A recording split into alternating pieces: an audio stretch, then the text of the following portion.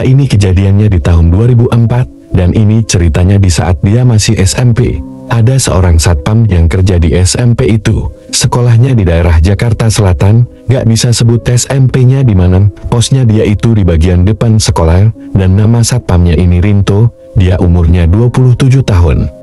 Emang satpam baru, yang masih muda juga, dan selain Rinto sebagai satpam sekolah, ada juga satu orang lagi, umurnya hampir 30-an, namanya Dadang. Nah, Dadang ini adalah salah satu penjaga sekolah, dia kayak cleaning service gitu. Nah, si Dadang ini rumah, atau kamarnya itu letaknya di bagian sudut kiri belakang sekolah. Jadi tuh dari bagian depan, dari bagian posnya si satpam ini di tengah bagian depan sekolah. Ya pasti dong gerbang sekolah gitu kan, masuk ke dalam sekolahnya, terus ke kanan, ke ujung, ke belakang.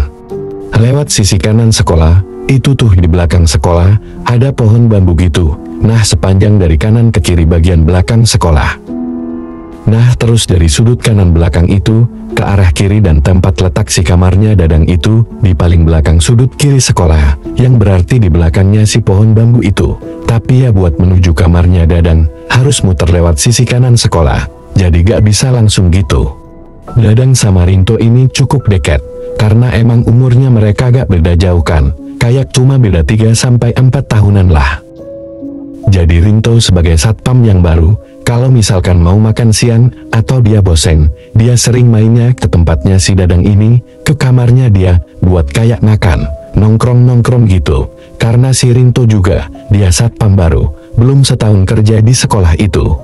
Dia banyak ngobrol lah, tentang si sekolah ini sama Dadang, karena bedanya Dadang udah bertahun-tahun, tinggal di sana. Nah, di saat itu, sekolah lagi ada renovasi, jadi banyak kule, gak nginep karena gak dibolehin.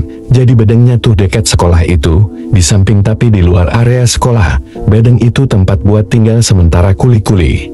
Karena yang anak-anak SMP kan gak nyaman, kalau misalkan ada bedeng, atau rumah kuli itu di dalam area sekolahnya. Nah, di suatu malam, Rinto mau nginep di sekolah, ya otomatis tidurnya, sama Dadang dong, di kamarnya Dadang di bagian belakang sekolah itu.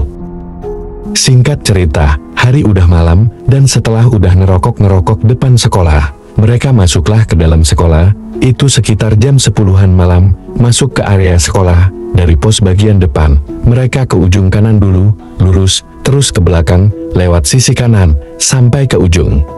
Baru belok kiri, ngelewatin pohon-pohon bambu, panjangnya sekitar 100 meteran lah, sekolah juga gak besar dan gak kecil kayak biasa aja.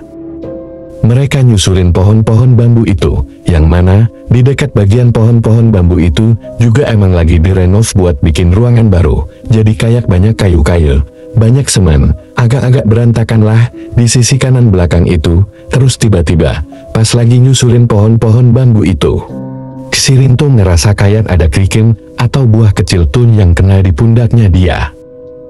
Jadi kayak dari arah belakang, kayak dilempar sama orang gitu. Terus si Rinto respon, apaan tuh ha? Dari situ Dadang langsung nengok, terus dia teriak ke arah belakang, jangan ganggu. Agak bingung si Rinto, kayak maksudnya apaan nih ya? Dia di dalam hati agak mikir, apa emang ada kuli yang iseng buat nginep di sekolah, terus timpukin gua?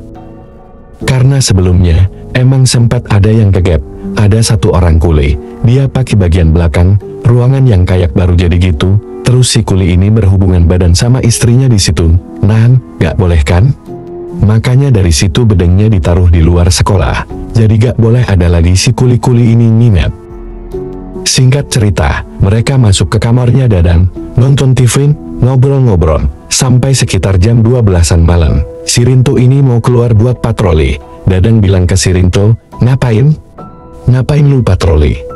Udah kosong juga pintu depan juga pagar sekolah udah dikunci, gak usah, udah di dalam aja, ntar lagi juga kita ngantuk, kita tidur, gitu kan. Tapi si Rinto ini maksa.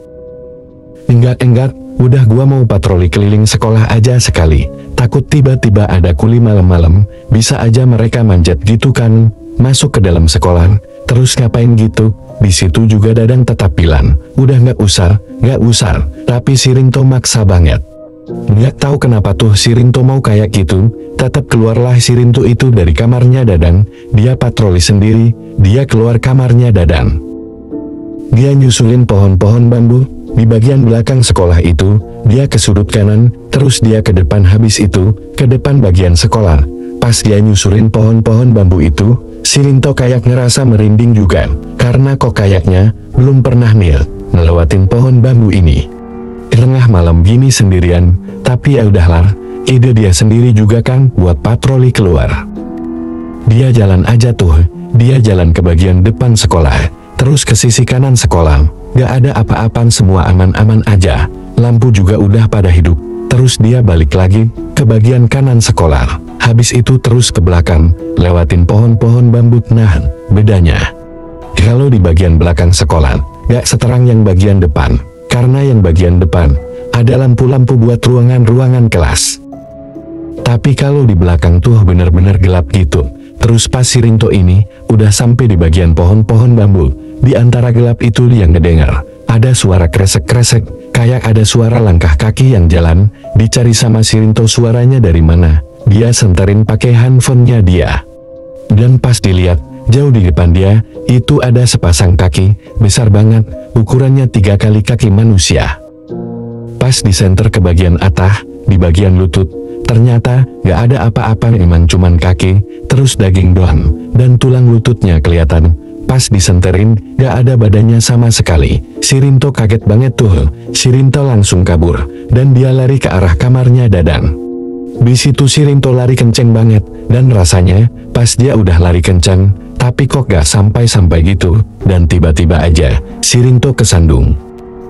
Pas disenterin ke belakang, dia ngeliat, apa yang bikin dia kesandung tadi? Ternyata itu kaki yang dia lihat tadi, kaki yang 3 kali kaki manusia itu yang bikin dia kesandung, dan jatuh, dan gak lama, kakinya ini ngejauh, jalan aja, ninggalin dia. Di situ si Rinto langsung bangun, dia kabur lagi. Dia ngos-ngosan, dan sampailah di kamarnya Dadang, dia langsung cerita ke Dadan, apa yang dia lihat.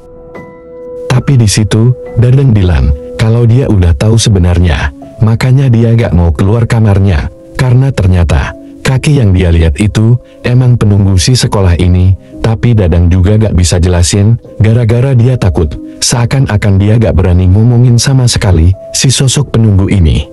Kalau disebut namanya, dia takut muncul atau kayak ngedatengin dia, tapi bentukannya emang cuma kaki doang. Nah besokannya, Rinto sakit selama beberapa hari, dan semenjak itu, Rinto gak mau lagi buat nginep di sekolah. Ini berarti, yang tahu kalau misal penunggu sekolah itu, ada si sosok kaki ini, emang cuma si Dadang doang, tapi memang Dadang udah tahu. Kalau ternyata kaki ini emang penunggu yang udah lama ada di tanah itu, bahkan mungkin si penunggu ini tuh udah ada sebelum sekolah ini dibangun.